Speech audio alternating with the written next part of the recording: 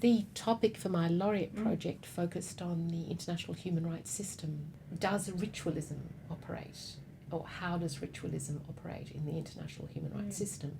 And it's not difficult, I should say, to find examples of ritualism. So countries, for example, signing on to human rights treaties and saying, yes, of course, we'd love to sign on to this beautiful treaty and we're going to be perfectly attuned to the ideals of this treaty, and then working out ways to get round it.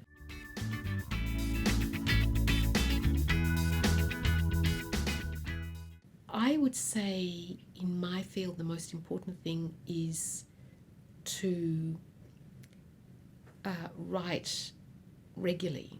In other words, not because sometimes if you think, I need the silence and everything, you might say, Friday's going to be my research day, and then Friday will come and something will interrupt it, and then you say, nothing done for this week. But I think you have to try and write, even if it's just for half an hour a day, or an hour if you can possibly manage it. You just have to find a time when it's possible just to close off everything and write. And of course, as soon as you start doing that, it's much easier to pick up the next day and so on.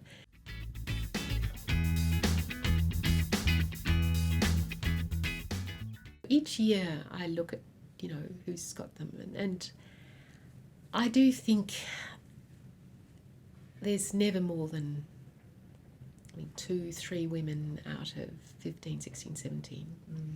I so benefited from both the Federation's fellowship and then a Laureate Fellowship.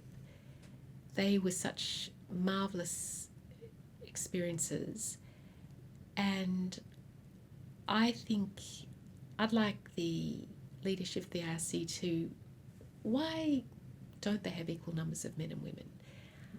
It seems to me that would be quite easy to achieve. It's the flagship program, and if they said we're having equal numbers of men and women, I think that would make a very big difference. And I know then, of course, the standard objection is, we're after merit, and but of course, as anybody who knows who looks at this, it depends, what's your definition of merit? How do you do that?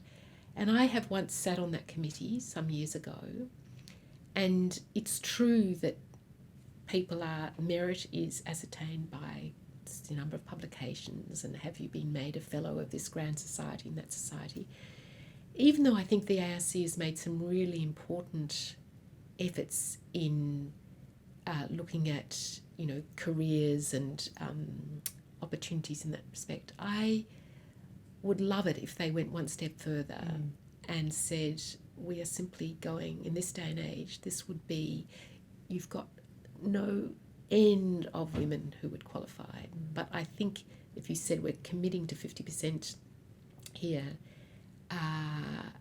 you'd have a wonderful program and something that would have I think it'd be quite significant in Australian academia generally. You're right.